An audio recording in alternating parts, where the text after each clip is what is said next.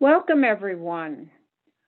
I am Carol Watts, President of the League of Women Voters of San Jose, Santa Clara, and I welcome you today. I think we will have more people join us as time goes on, but I wanted to get started on time here. This is our third Thursday, Lunch with League. And before we introduce our speaker today, I'd like to give a very special thank you again to all of you who worked so hard in this election. The pros and cons that were done by Martha Beatty and her team, the candidates forums with Sandy Morey, Sarah Nicholson worked with voter registration and worked with the Registrar of Voters, and Judy Connor headed our Voters Edge team for producing online information. Thanks to everyone. There is an upcoming Bay Area meeting upcoming on Saturday morning at 10 a.m. If you are interested in housing and transportation issues, then you may want to join this. It is a virtual forum, of course. There are 20 leagues in the Bay Area. I think this is league members only, but I understand that the speaker is really very, very good. And I expect to learn a lot because, you know, housing and transportation is a very big issue in the whole Bay Area, and it is the counties in the Bay Area really need to work together on this. So I think this announcement was made in our voter, so you could register by finding the voter and then clicking on the voter registration. And also, now that the election season is over and the holidays are coming, we are planning a big holiday party, virtual. Yeah, I know, we're not going to be able to hug each other in person, but I think this is going to be fun. We're going to try to make it so that people can share what's going on with them. We're planning to break apart into smaller groups so you can have smaller discussions rather than just drive all the big discussions in one room. And we're going to have some special music by one of our own league members. So save the date. More information about this will be coming soon. It will be December the 8th, Tuesday at 5 p.m. Happy hour time. Okay, today we are going to have Kira Kazantzis is the CEO of the Silicon Valley Council of Nonprofits. And she's going to talk to us about what her organization is and how, from her perspective, the COVID crisis has been affecting nonprofits in our area. She has been a senior policy advisor for the Office of the Mayor for a couple of years, 2017 to 2019. She's been on the board of the Silicon Valley of Nonprofits for about 5 years. And she just got a big award, the Women of Influence, one of the Women of Influence, I believe, from the Silicon Valley Business Journal. So we welcome Kira. Kira, would you like to start your video and audio? And welcome, and tell us who you are and what you're doing, and even how the COVID crisis has affected you personally. Thank you. Hi, folks. Can everyone hear me all right? Oh, I think so. Yeah. Good. Well, I'm sure we'll see in the chat if folks can't hear me. Thanks so much for having me, everyone. I'm sorry that we're not in person together, and I'm sorry I can't see your beautiful faces. I think some of you already know, because I've met some of you before, that I come from League stock. My mom was the state president of the Arizona League of Women Voters back in the day, and I used to work in the League office as a young pup, sorting paper clips and putting mailers on doorknobs and things like that. So, and my kid now is in the young league. So I'm glad to be among friends. I feel like the league office in Tucson, Arizona, a lot of those women raised me. And here I am. So let me tell you a little bit about Silicon Valley Council of Nonprofits, what we do, what we hope to do. And also, I think then I will spend a little bit of time talking about kind of the landscape for nonprofits in this COVID time, and as a result of the pandemic and the economic fallout from the pandemic. And I'll probably touch on some kind of special issues that our nonprofits are experiencing, in particular, certain types of nonprofits, including the arts community. I'll talk a little bit about public funding and also the kind of philanthropic ecosystem for nonprofits right now, and just kind of share what I'm observing. And I understand I'll be ending at around 12:30. I'll try to keep to that time, and then we can maybe get some questions and I can answer some questions at that point. So Silicon Valley Council of Nonprofits is a nonprofit association. I think in this stage in our life cycle, we don't see ourselves as much as a kind of a business association, but really a nonprofit alliance. And we do have members, and we have member dues, and we give lots of scholarships, but we do ask members and nonprofits to support us.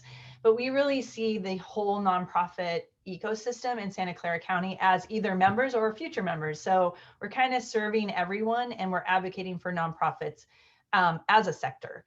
So part of our, I would say, bread and butter as an organization is advocacy. So, and that is the kind of historic birth of the organization, is to advocate for human services nonprofits in kind of all kinds of contexts, but mostly county funding. So that's kind of like what our history. And our advocacy and policy program continues to be very robust. Many of you maybe interact on a policy level or a political level or a community college level with our policy director, Wendy Ho. And that team really advocates in a couple different ways. One is for policies and practices and funding that benefit the nonprofits as nonprofits, so as businesses. And also we partner with nonprofits to advocate for the issues that they care about. So we bring kind of, I would say, some kind of political and advocacy strategic expertise and advice to nonprofits. And we also convene nonprofits and advocate within the sector for funding for nonprofits for advocacy. And we're kind of constantly pestering nonprofits to do advocacy on every level. That's one of our, I think, MOs. We also have grown a kind of muscle around convening, and sometimes in a context that people call collective impact. So where we are the intermediary entity for a number of nonprofits who want to work on a community problem together. And need a little bit of facilitation or a little bit of leadership development or training, and we function in that capacity as well. We're definitely, even outside of that formal kind of cohort model, we're constantly convening nonprofits. So we have town halls regularly. We get nonprofits together to hear from elected officials, especially recently elected officials. We do, as you all do, candidate fora on nonprofit issues. And so we're, always looking at opportunities for nonprofits to get together and work together towards that larger nonprofit alliance. Another big part of our programming is learning. So we have a learning department. It's very small, but we put on all kinds of different workshops, and we do 2 major summits every year, one around policy and one around fundraising. And that learning program, it has really, like a lot of other nonprofits, we went home to work. So we are mostly virtual. And we also were kind of forced to pivot to a webinar-based learning program, which actually I think is great. And it's a great opportunity and great accessibility, even as we return back to the office, hopefully sometime late next year or maybe 2022. I think that some of these pivots that we made and other nonprofits made, especially with the webinar and kind of realizing that people can work from home, are going to serve us well in the future for helping nonprofits. The other 2 things I want to talk about is just our COVID specific work, and then work around racial justice. So, and this will kind of like lead us into some things I'm going to talk about the sector as well, and what the sector is doing around these things. One is that one of the major pivots that SVCN made in COVID time was to really show up to support nonprofits in keeping them safe and staffed. And so we, in March, we launched a PPE donation and distribution program that we continue today. In the first couple months of the pandemic, nonprofit essential workers could not get any kind of PPE. So they could not get masks, they could not find disinfectant or hand sanitizer, gloves. And these were people out in encampments, at homeless shelters, providing mental health services and clinic services to the community. So it was obviously very dangerous for those folks, their families, and the people they serve. So we worked with a bunch of different partners, including local businesses, to even like scrape the hallways of our closed Silicon Valley businesses to pull back any PPE that they had stored. And we distribute it in a triage way to nonprofit organizations.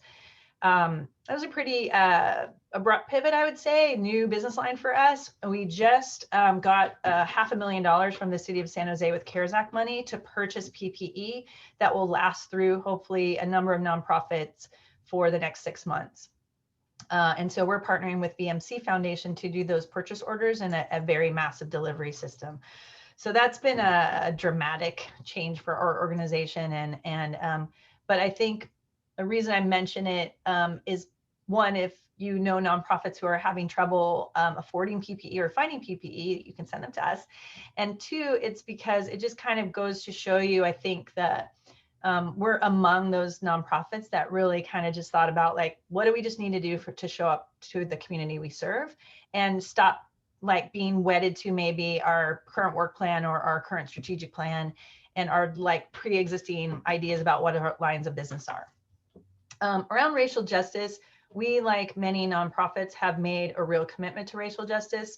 For us, this predated the George Floyd and Black Lives Matter kind of resurgence this summer. But I think this summer it actually took a really big leap towards, I would say, developing a very large cadre of nonprofits who are willing to show up in racial justice in the community in a like very brave and transformative way.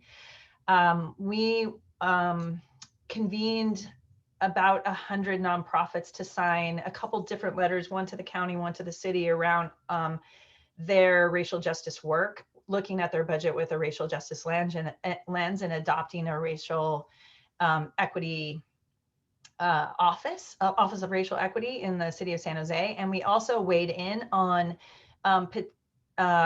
looking closely at policing and police budgets and incarceration budgets, and looking at whether those budgets, some of that budget money, would be better served in the community. And we're now backing a move by the mental health nonprofits to adopt an alternatives to policing model that would involve community-based mental health operations responding to crisis calls rather than just police. So that's just a kind of example of some of the alliance work that's happening among nonprofits that is very much in tune with and aligned with community demands, and also all the things that we hear throughout the country right now. So let me pivot to just talking a little bit more about what I'm kind of seeing in the nonprofit landscape now. You know, I think really one thing I want to say is it's been just an absolute privilege. Every time I talk about this, I get a little bit teary-eyed. Sorry, I didn't know that was going to happen. Shoot. Over these past few months, now it's 8 months for our team. We're SVCN team merged with Cadre, which is a disaster relief organization. We functionally merged during COVID, which is another huge change for us. So together, SVCN and Cadre have been really responding to this disaster arm in arm as kind of co-partners. And we have witnessed like incredible things by nonprofits. Nonprofits and nonprofit leaders have really come together, both as people supporting each other and as organizations to fight shoulder to shoulder this pandemic. You know, even when it comes to like public health orders and public health information for their community, and the PPE work, and all of the economic consequences of the pandemic. We've really had this front row seat to see how essential nonprofits have been to protecting like the lives and well-being of our community. And it kind of has made it easier to work as much as we're working and to pivot the ways we pivot, because it's been so did it again, inspiring. And, you know, a lot of safety net organizations have been really stretched beyond the breaking point to respond to this disaster. And dozens of other really vital community-based organizations have really been shuttered by the pandemic. We've still have to be grateful that we were able to see these like resilience and creativity and such beauty in the work. I'm so sorry. I'm like, I don't day to day often just think of where we're at. And so when I do, sometimes it gets me a little verklempt.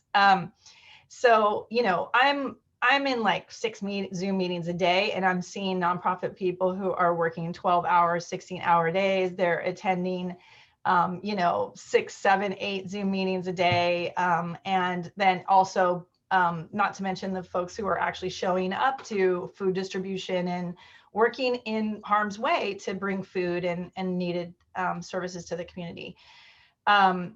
And this, on top of that, we have like 100 nonprofits who are participating in kind of work that sometimes feels like outside their core mission. So maybe it's not food or it's mental health or whatever, but around racial justice. And some of those folks are attending twice weekly meetings, one in the early mornings on Thursdays and one at 7 o'clock at night to work together on racial justice in our community, which you should know led to very swift and very powerful action in this context of the SVO or Chamber of Commerce racist website and mailers that they did during this election cycle. And a lot of the nonprofits who I'm working with were core to that work and continue to push on that to make sure that we have a Chamber of Commerce in San Jose that is, in Silicon Valley, that is anti-racist. I would say just looking at kind of the human services and safety net services community, I just want to, I think, highlight some specific challenges and some specific opportunities. So with human services organizations, in some ways they are, I would say, some are going to be pretty safe in terms of revenue, because the need is so high. So it's very, you know, hard to be a county supervisor or a state leader and kind of defund the most critical safety net services. So food, shelter, and I think in this pandemic in particular, community clinics and mental health. Those, you know, I can make a much longer list of essential services, but those kind of like core safety net services, I think many of them have seen pretty strong donations from private donors. Certainly like Second Harvest, our food bank, I think is doing pretty well. I think they, you know, there's been major hits for organizations who rely on events for fundraising. Events are, as you can see by just this, you know, context that we're in right now, we're not all together and we're not sitting next to each other, and we're not, you know, we're not sharing actual lunch together. Events are a tricky thing to do these days. And so some nonprofits, I think, have pivoted really well to the virtual event. Some have, I think, struggled a little bit or not even known where to how to even convert their golf tournament to a virtual event. And so that's obviously created some challenge with revenue. I do think we're starting to see, for even the really core services that have, like, I would say brand level names in households around Silicon Valley, we're starting to see some donor fatigue. Obviously during the election cycle, also, you know, families and individuals are being asked for money to try to, you know, make a blue wave or to whatever their particular candidate wanted to further. And so I feel like, you know, not to mention that households are really in some cases really tapped for income because someone's been laid off in the family or they have less work. So, or it just is scary because even though they may not have lost their job, there's the prospect of that. So we're definitely, I think, fearing donor fatigue and certainly the economic consequences of on potential donors. I I think the other thing that's been interesting is just all the shifts in volunteerism. SVCN, one of our other big shifts is that we are now doing volunteer matching for nonprofits together with City of San Jose's Silicon Valley Strong program. And we were matching volunteers for about 40 nonprofits, and it then got boiled down to about 20 food-related nonprofits. And those folks saw a huge drop off of volunteerism right at the beginning of the pandemic because people just didn't know if they could even go out of the house. So, and a lot of the volunteers were older, so they felt more vulnerable, and the PPE wasn't available. So that is better, I would say now. I think there was a big problem at the beginning, and then I think there was some stability with volunteerism. Now I think we're also seeing some more drop off because some of the volunteers who came, let's say to Second Harvest, for example, again, or Sacred Heart, were people who were suddenly not quite as busy anymore. So they were laid off or they had less work if they were, contractors or consultants or had their own business at home. Now, some of those people have gone back, or at least in the summer, they started going back to work. I think now, like as we're rolling back in the purple phase, it's, there's going to be more people at home again. And so some of the new volunteers stopped showing up. So, it's kind of like constantly watching what's happening and trying to respond to it and thinking of different ways to get help for our nonprofit community. I think the opportunities are really in learning not forgetting what we learned during COVID. So some of it is around the nonprofit workforce. So this is a really hard time for workforce. Our workforce is in every sector, same in nonprofits. So there is mental health challenges. There's isolation at least for people working at home. There's fear for people who are working at home and who are actually essential workers and are still showing up either to the office or warehouse or wherever they work, or childcare center. Because the fear of COVID, fear of layoffs, fear of giving COVID to your family members, to the children that you're serving. So it's, and with just everything that's going on in the larger world, I'm sure you guys all feel this just as we all do. It's just a lot. And so, nonprofit employees take a lot on themselves too, because they have an idea that they're here to serve. And so there's just so much a need for service that it can be too much for the heart and the brain to handle. So our organization tries to bring webinars and that kind of thing around self-care, and we talk a lot with Behavioral Health Contractors Association, another association, about how to bring mental health resources to the nonprofit sector. And that's a need. And I think that the opportunity there is to just realize that ongoing for nonprofits, that should be a core part of our approach with keeping our workforce happy and safe. And so some of the things I think that we've done that are special during COVID, like, a lot of people are doing virtual, check-ins or lunches, or, wear a different color hat or stuff like that to work, or having just adopting like a spontaneous holiday. So it's like, we're taking a spontaneous holiday on Friday, and everyone needs to, should do self-care. Those kind of things I think are things we can learn in terms of community service and the opportunities there, and learning what we learned and not forgetting what we learned during COVID. What I saw, and this is to me, this is a huge deal. So when COVID hit, there are, obviously, like, food became a really much bigger deal in terms of food insecurity, and some essential things like diapers and formula and things like that, and PPE actually. And also some other things that were already really high needs became enormously exacerbated, like homelessness. Older homeless people were super at risk. There was a lot of risk of spreading the disease in encampments and in other contexts.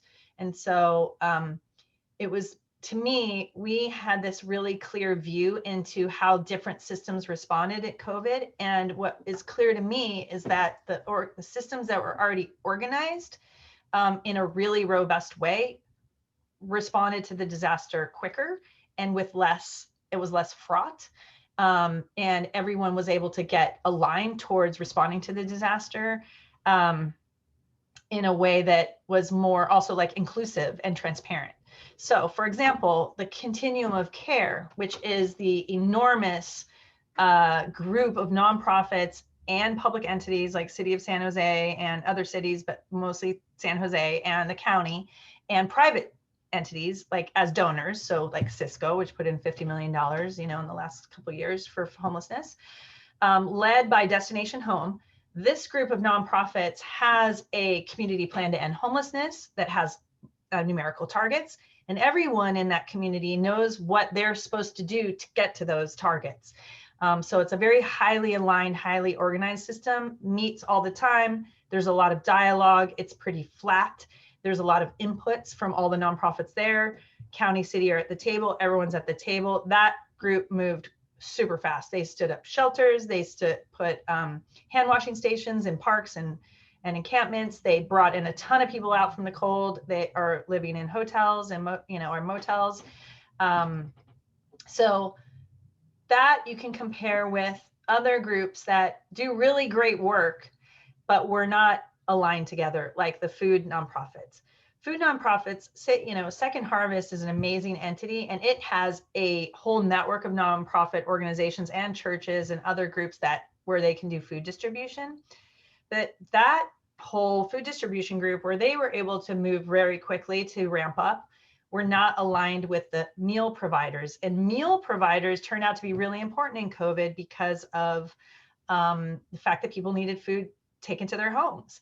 And sometimes those folks would potentially have a hard time making food or preparing food for themselves, either because they were disabled, or maybe didn't, were quarantined because of COVID, or were really afraid to go out because they had a health concern. So the meal provider community was pretty fragmented. And so it took a while for that group to get kind of its act together, I would say, in a more like coherent way, in a more aligned way, and also to communicate in a way that with the city of San Jose and the county of Santa Clara in a way that was like aligned and productive. And it's kind of no one's fault, but it just, when I see those two responses, the one from the food community, which again was like heroic and amazing and impressive, but not aligned and not in a cross-sector fashion with the nonprofits on the homeless side. I think there was a notable difference that we should really pay attention to. And so the kind of like drumbeat that SVCN always, I would say beats is the Nonprofit Alliance. And now to me, I put a finer point on that because I think it's really about coordination and alignment in terms of like service provision and working with the other sectors, with governmental sectors. And I think I'm about to run out of time, so I'm just going to mention a couple other really things and kind of touch on them, and then I want to get to questions. Arts and education nonprofits are really hurting. I think this is probably obvious to everybody who's paying attention to anything. But these are organizations that their business models have just been demolished, and it is very much harder to think of a way to pivot.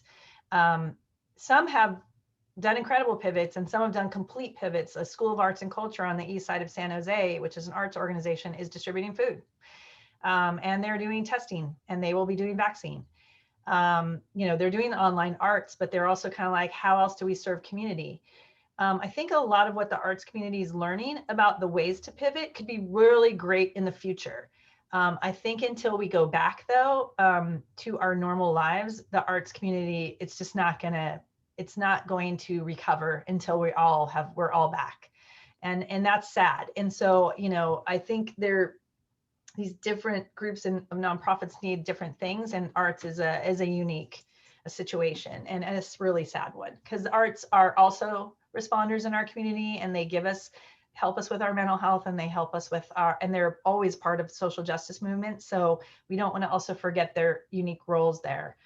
The other thing I want to quickly say is that,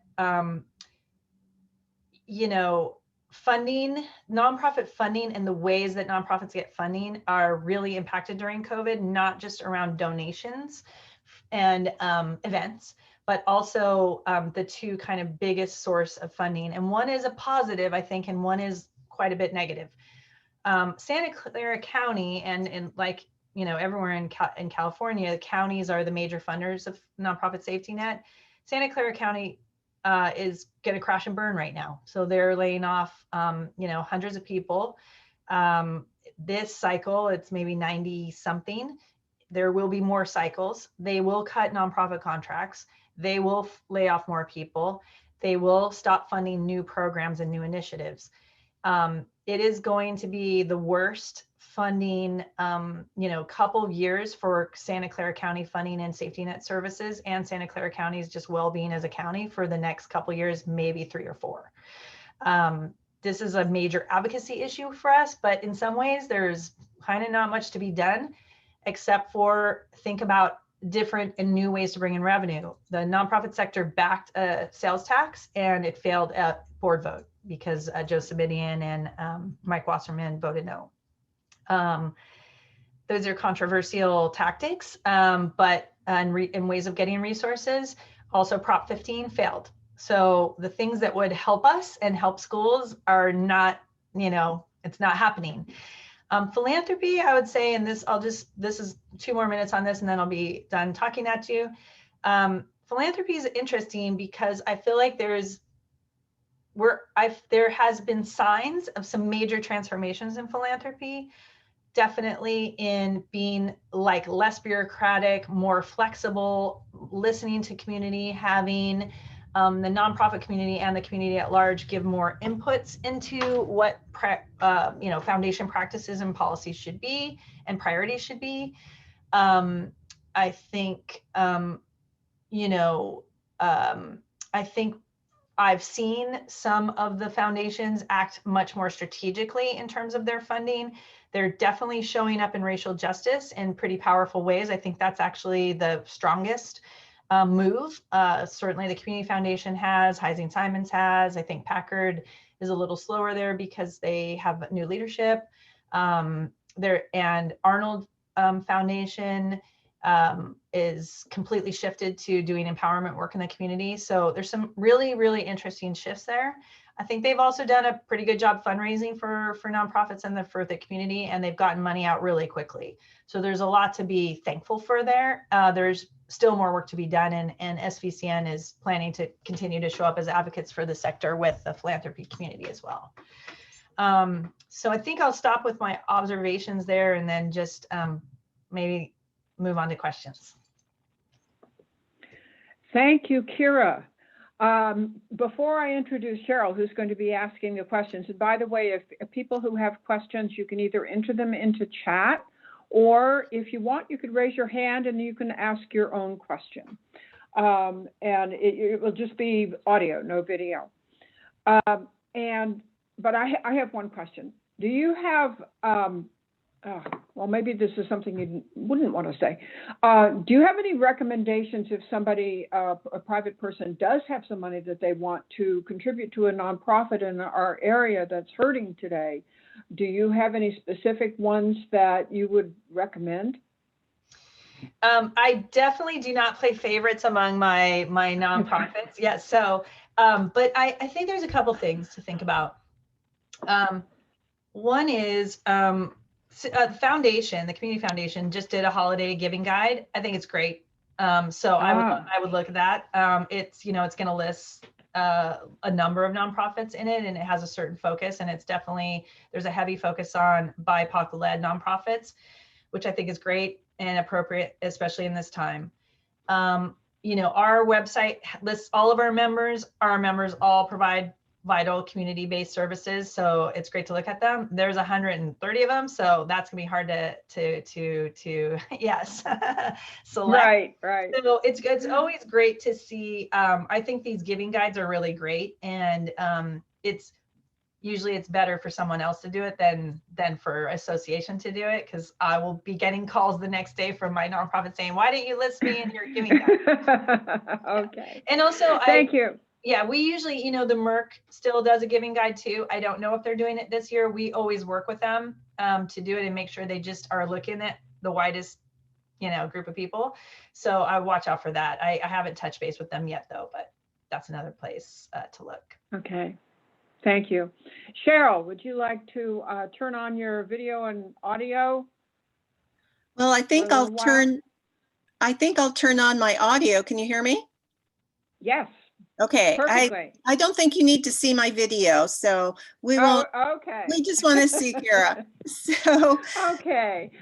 Cheryl is our program director on our board, and she's the one who's going to ask the questions today of Kira. Thank you very much.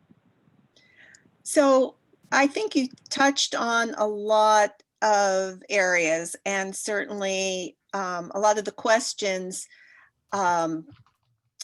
revolve around some of the things that you already mentioned, but I'm going to ask you them anyway in hopes that there might be some other information you can give us, or if you feel you've already answered that question and I missed it, that's fine.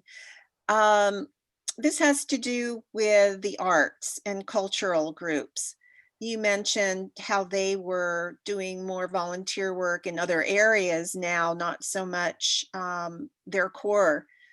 How do you see the way forward for those small, struggling art groups and cultural groups? And do you see, what do you see as their major barriers facing them? Yeah. I think the big hit, which is obvious, was to performance related organizations. Even, and there were some pretty interesting pivots. So like Children's Musical Theater, they are doing Zoom productions. When they were allowed to assemble some people, they did some like socially distanced, replays of prior productions, like video replays. They also have, because they're a childcare center, they were doing essential worker childcare and pod childcare that's allowed. So it's kind of like I think some nonprofits, especially ones that are a little more sophisticated, really like just like behind every bush to just figure out like, okay, what can we do? It's just not enough, so I mean, it's different. You pack a 400 seat auditorium at Montgomery Theater is kind of different from people who may be willing to pay for a Zoom event. It's just a different, it's just, they've just lost a lot that way. And therefore, because you're not in front of donors, and you're not, your constituency isn't seeing you all the time, and that community of the constituent isn't seeing you at the theater, where you might have like pre-drinks or pre-dinners with people, the donations are going down. So, and then, obviously just because people just have less money to give. For visual arts organizations, I still think that this is still a tough time. There's, the museums were open for a minute, or galleries were open for a minute. I think they're closed again. Obviously, before they were open, an artist can't show their work, so it's all online. So, it's like people figuring out, how do I get in front of people online? Is it Facebook? Is it this way? And then, a lot of people quit Facebook and protest. So then, like, where are the other avenues? I mean, I've definitely seen a ton of creativity. Just the other day, I saw there's a group that did like small, like micro Zoom based plays, and they were doing it on Twitch, which I barely know anything about this, but it turns out it's a gaming platform. It's very popular among young people, and it's like a live streaming thing. And they did it on that, and my family and I watched it, and it was super fun. But it's, also like people are, busy, and it's like they're already on, like people who are working from home are already on Zoom or online all day anyway. So then to just be on Zoom and online again in the evening is just, it's just asking a lot. So yeah, there's a lot of different kinds of harm and different kinds of approaches doing, that the arts community is doing. I think honestly, the solution is they are going to just need to be rescued. I mean, that's, in some ways, like all of us are waiting for the knight in shining armor, and that is maybe like a new administration and a new, Senate who's going to pump a bunch of money into our community. And the county, otherwise, the county is going to crash and burn. The state's going to have major problems. Our arts community, it's maybe really hard for it to come back. That affects downtown San Jose. That affects the restaurants in downtown. So there's just a lot of like compounded issues for that because of those issues. Okay, so along those same lines, what about state and or federal funding opportunities? And do you see more corporate funding coming along? And if so, where? And yeah, from also some organizations like Knight Foundation or Gordon Moore Foundation supporting the individual arts? Or do you think those organizations, federal, state, corporate, these organizations would tend to focus more on direct service organizations? Yeah, right. Yeah, I mean, I think this is hard for us to, as an association, because as we're looking at county budget, and then we probably, city is actually like in the best shape it's been because the city of San Jose got CARES Act money. Normally, city would be the first to crash in a recession. But if there is no new CARES Act coming from our federal government this next year, then the city's it's gonna be in big trouble. So city funds arts, that's gonna be at risk as well. Right now, I think we've seen the city step up. It's not enough, but the city has stepped up with arts and has done arts funding, and so has Knight, so has Packard, so has Community Foundation. And together, actually, those foundations have worked together to fund arts. So, but it's, it's just one of the issues is just like, how long is it going to drag on? And the longer it drags on, the harder it's going to be to keep pumping some money into, these organizations that are like at somewhat of a standstill. And so like, when I'm doing county budget advocacy right now, like for our community, I have to prioritize safety net, and even our arts nonprofits understand that's kind of like, if we're cutting to the bone, then what can't be cut is food and shelter and stuff like that. And that's terrible because that's like, picking among your children kind of thing. Right. Yeah. So do you see any bigger donations from individuals coming down the pike? Yeah.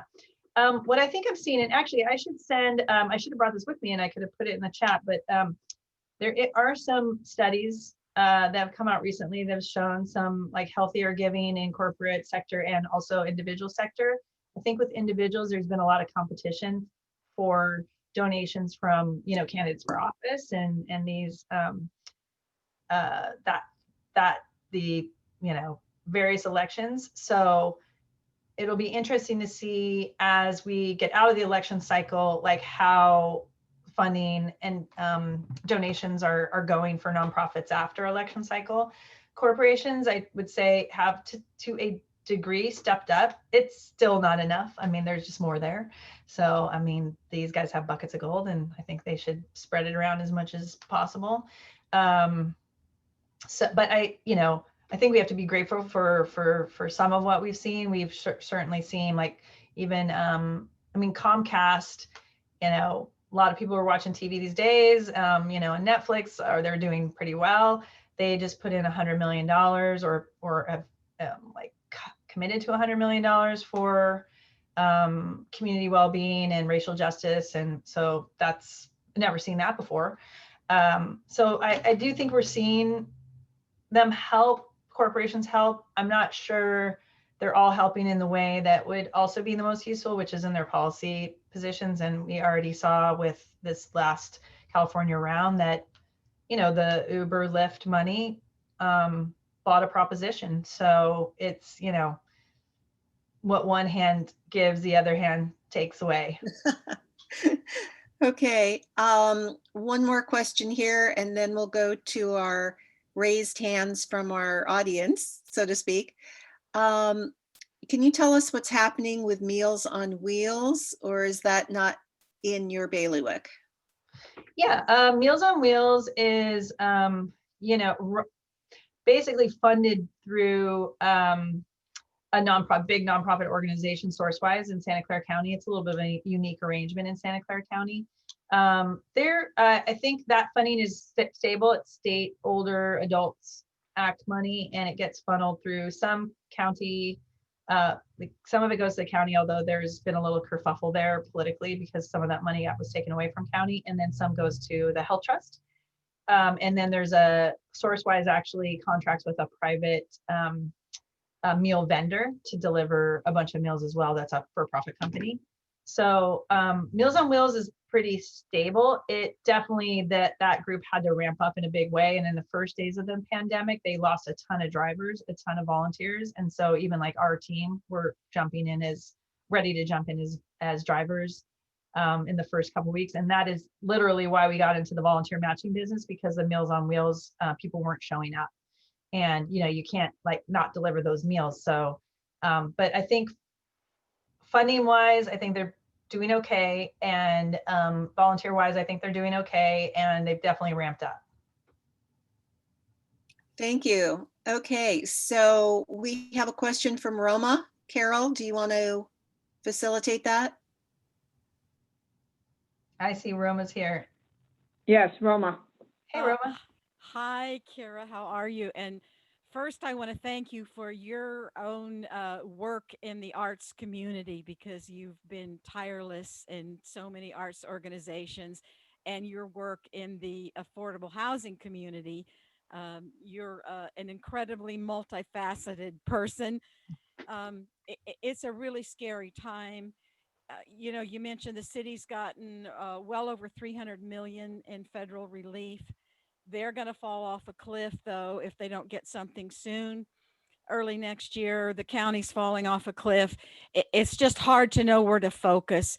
So we're not asking you to play favorites, but the league is really does have a good background in social justice issues and in equity. And could you just give us a little advice on, you know, where we should place our efforts at all different levels, local, regional, state?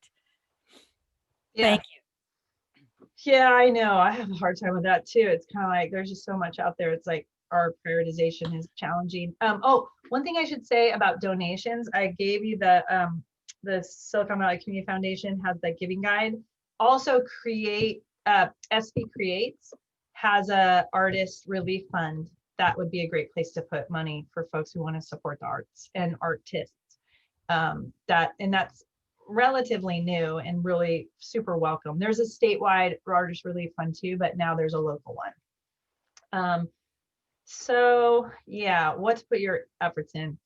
You know, one thing I think that I find challenging is I feel like these county and city budget processes are so labyrinthine and so opaque that the average person can't weigh in to and give their input about what the spending priorities should be. A couple days ago, maybe it was yesterday, every day is like a year in COVID time, but I think it was a couple days ago, the board of supervisors heard the community very loud and clear around this, the idea of building a new jail. This is like, you know, tens and tens of billions of dollars. It's doesn't feel like the place to put your money in right now, for all kinds of reasons. And the county had come back with a staff report basically saying, yeah, we heard the board say they wanted us to look at this new jail building, and but we just don't think we can stop the process at this point. So we're going to just kind of keep doing what we were doing all in all around sheriff staffing, policing, and new jail. A ton of people showed up, and a lot of nonprofits organized their community, and then just all regular people showed up, and the board changed its mind.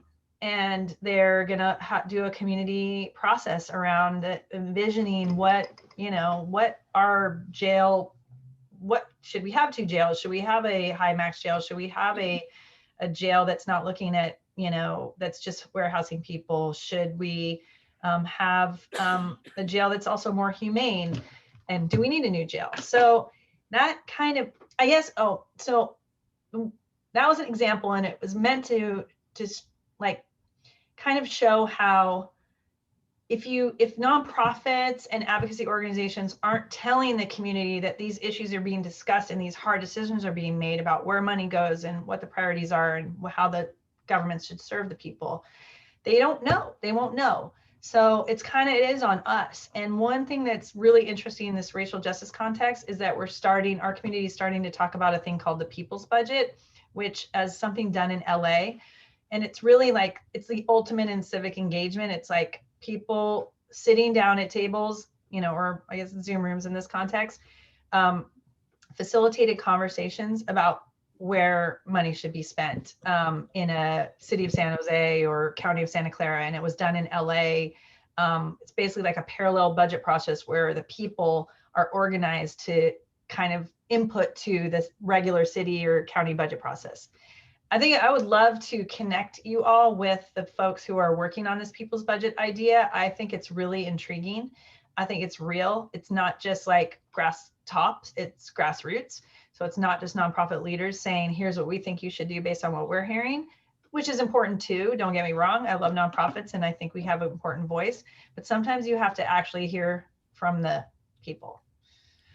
So that's one just kind of thought out there. If you're not familiar with this idea, it's getting some traction. There's a professor at San Jose State who's working on it, Bill Armelin, Professor Armelin. So I think it's, I'm excited by that in particular. Advocacy, I just think, you know, I think since you have a connection to like statewide and the National League folks, we needed a cash infusion. We do need the knight in shining armor. We can't print money, you know, county can't print money, city can't print money, federal government, they can print money. So print some money, put people back to work, you know, support the safety net. And that, I think that's what we ought to be saying, you know, and not to mention solve the pandemic, that'll help. So to the degree that you guys can roll up to your partners, you know, across the country, I think that would be a great place to put some energy. Okay, thank you. If there are any more questions, please raise your hand or type them in, but I think that's it for now. I think maybe, Kara, you've seen the comments. Everyone is thanking you so much for all of your work. And Roma has mentioned to please contact us. I would suggest contacting Roma, or Roma, you can connect with Kara to get more information on what you were just talking about. So thank you, and I'll turn it back to Carol. Okay, thank you, Cheryl and Kira. This is so great. We're going to post this recording, as always, on our website so that more people can see and hear your valuable thoughts and your advice. After this meeting today, after we stop the recording, I should say, we will invite anyone who wants to continue having a discussion about this topic or any topic. And I again want to remind you to put December 8th on your calendar so you can join us for our holiday party, December 8th at 5 o'clock. So thank you very much. And that I am going to say thank you, and this is the end of our session today. Bye.